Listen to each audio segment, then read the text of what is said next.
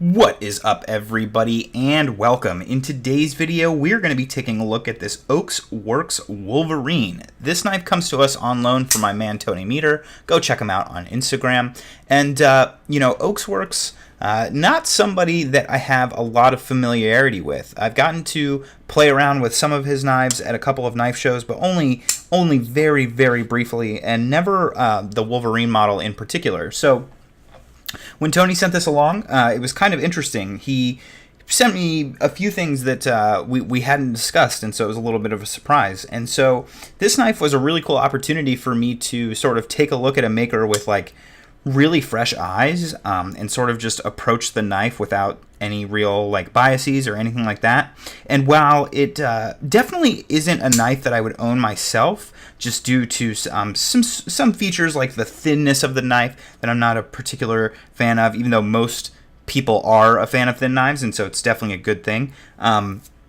So just not a knife that I would normally see myself owning, and so it's kind of interesting. You guys are going to get my take on something that I'm not super familiar with, and that I otherwise wouldn't normally be messing around with, but it has a ton of cool features, so let's go ahead and jump in. Of course, as we do here, we'll start with the aesthetics, and you can see this pearl carbon fiber is absolutely exquisite.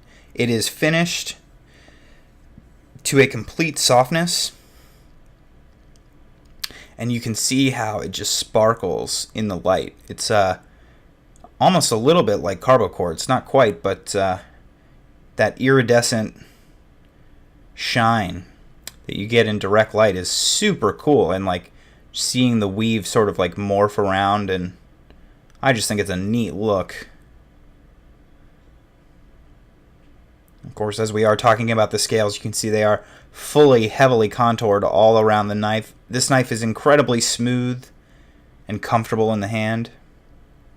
Take a look here. You can see we have an orange peel finish black Damascus clip, hand worked into a unique shape. Very well done. You can see here we are looking at some bronze titanium liners. Bit of an interesting relief cut here. Always like an artistic take on a relief cut. You can see the outer two humps are a little bit bigger than the center hump, a little bit unique. I appreciate that. Beautiful crown spine on this blade, which we'll get to later. These pivots are cool. We have these handmade, I assume, pivot collars around a Steve Kelly pivot. Those colors are very reminiscent of a zirconium. Very well could be Thai, but I would not be surprised if these are brushed zirconium with a splash of heat. Could be either way, not quite sure. And if we open the knife up, kind of a double hollow grind here, almost like a sort of spear point style, even though that's not what it is. Kind of a big flipper tab. We'll take a look at that crown spine again. The crown does carry into the tip here. Actually, that's not true. Flattens out right here. Look at that. The polishing carries on, however. So you do have the beautiful polished spine along with the working finish. Nice acid wash on the blade. Pretty light acid wash. We do have some nice contouring for your fingers. Interesting feature here as well, if we look at the interior, he has done some just drilled weight reduction. So you can see those are just some drilled holes in the titanium. Kind of surprised that more makers don't do this. I suppose that on some level you could make an argument about structural integrity, but let's be honest, I don't really think that matters. And we are running a super smooth action on this knife. It does take a bit of a shake to get it closed, but just the pivot itself feels very smooth, and deployment is incredibly snappy. I quite enjoy fidgeting with this knife. For a knife that has an action that isn't guillotine shut, I quite enjoy it. This blade, by the way, is S35VN. These knives run, I guess, in the high hundreds, low thousands, typically, depending on sort of the build and, you know, table price and everything. Very, very snappy deployment on this knife. One of my favorite aspects about it, and really interesting, unique acoustics on this one as well.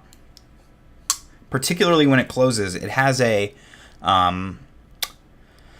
it's almost reminiscent of the hitting of like a horse hoof on cobblestone. Obviously, that's not really going to come through on the microphone, but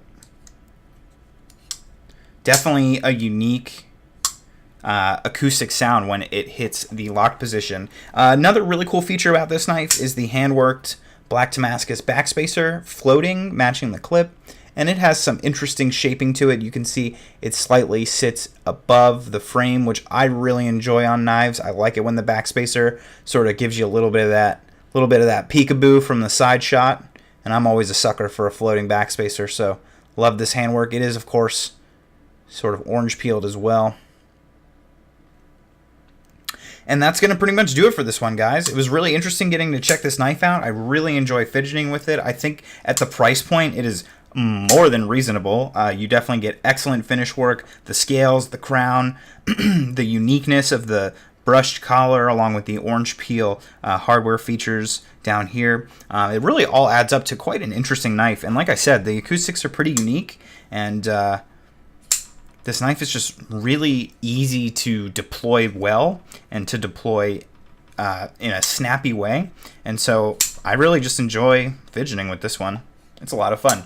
So big thanks to Tony for sending this along. Of course, if you guys like to see beautiful pictures of this knife, you can do so by following him on Instagram. And of course, if you'd like to reach out to me for any reason whatsoever, you can do so by emailing me at tovarishworks@gmail.com. Thanks so much for watching, guys, and I will see you next time.